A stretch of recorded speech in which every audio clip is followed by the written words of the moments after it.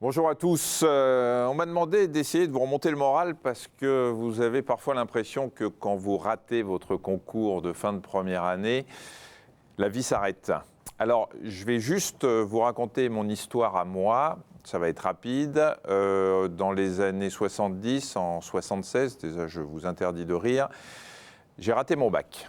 J'ai raté mon bac de très peu de points parce que, à l'oral, la prof d'histoire à qui j'ai récité quasiment par cœur l'histoire du wagon plombé de Lénine n'a pas apprécié la façon dont je lui ai parlé. Il y a eu une grosse injustice et ce qui fait qu'elle m'a planté et qu'il a fallu que je redouble. Ce jour-là, je me suis juré de réussir dans la vie rien que pour l'emmerder.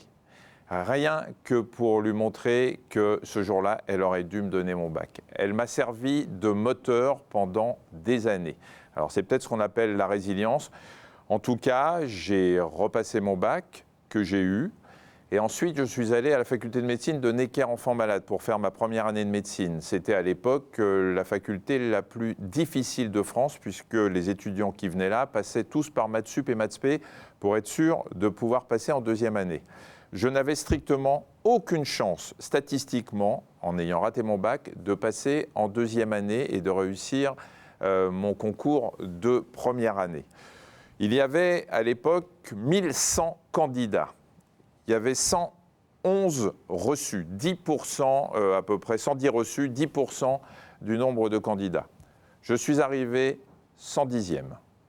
Sous mon nom, quand je suis allé voir les résultats, il y avait une barre rouge.